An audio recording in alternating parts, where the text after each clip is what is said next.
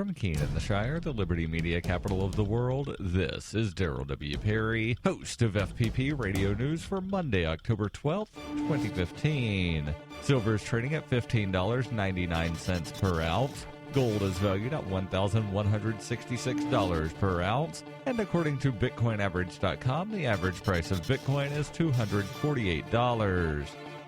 Antiwar.com reports, as with most high-profile militant leaders, Caliph Abu Bakr al-Baghdadi of the Islamic State has had his share of claimed deaths and claimed mortal woundings at the hand of various forces he is at war with. His fate is once again uncertain, as the Iraqi military claims it hit the Islamic State convoy in which he was traveling. According to a statement from the Iraqi military, forces struck the convoy in the far west of the Anbar province, and that Baghdadi was heading to a meeting in Karbala. They claim the meeting itself was also attacked, killing several unnamed the Islamic State officials. Iraqi officials say they are uncertain of Baghdadi's condition and that he was carried away from the site of the strike in a vehicle. The Pentagon also issued a statement saying they can't confirm any reports of Baghdadi being killed or even wounded in the attack. The oft-reported demise of Baghdadi has raised a lot of questions about how much his death or incapacitation would really matter to the Islamic State.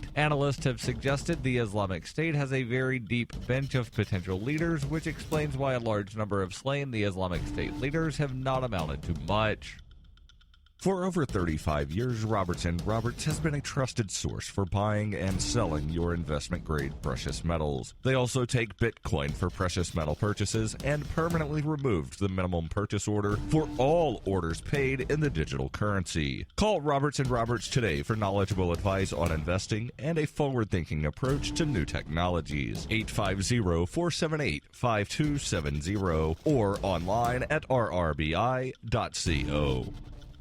UPI reports a retired FBI agent and a prosecutor released independent reports ruling the shooting death of 12-year-old Tamir Rice by Cleveland police as justified ahead of a grand jury decision. The reports were prepared for Cuyahoga County prosecutor Timothy J. McGinty. A grand jury will decide if a police officer and his partner will face criminal charges over the death of Tamir Rice. Tamir was shot to death while playing with a pellet gun in a Cleveland park last November. Responding to a 911 call about a guy with a pistol that was probably fake, police officer Timothy Lohman fired several shots at Rice 2 seconds after arriving on the scene. In June, a Cleveland judge found probable cause for murder charges, involuntary manslaughter, reckless homicide, negligent homicide, and dereliction of duty after conducting a non-binding legal review of the case against Lohman and his partner Frank Garmbach. Colorado prosecutor Lamar Sims, senior chief deputy district attorney in Denver, said that Lohman's decision was objectively reasonable. Sims wrote in his report, "There can be no doubt that Rice's death was tragic and indeed, when one considers his age, heartbreaking. However, I conclude that Officer Lohman's belief that Rice posed a threat of serious physical harm or death was objectively reasonable, as was his response to that perceived threat." An attorney for Tamir Rice's family accused the experts of being pro-police and attempting to whitewash Tamir's death. The Rice family has continuously said police acted too quickly without properly assessing the situation after arriving on scene.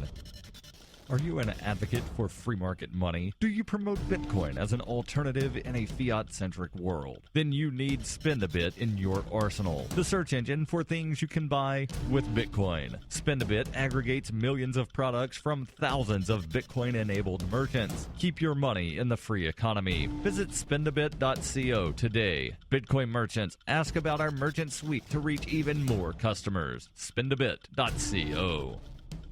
Reuters reports California will ban public schools from naming their sports teams Redskins, a name seen as a slur against Native Americans. However, the state will not stop municipalities from naming parks and buildings after Confederate heroes. Advocates for Native Americans welcomed the decision to ban the term Redskins. California is the first state in the nation to enact a statewide ban on the term, although individual school districts in Houston, Texas, and Madison, Wisconsin have already done so. In another racially sensitive area, however, California Governor Jerry Brown vetoed a bill to ban naming public property after Confederate heroes. Brown, who last year signed a bill outlawing the sale of faux Confederate currency at the state capitol gift shop, said local decision makers should choose names for schools and parks.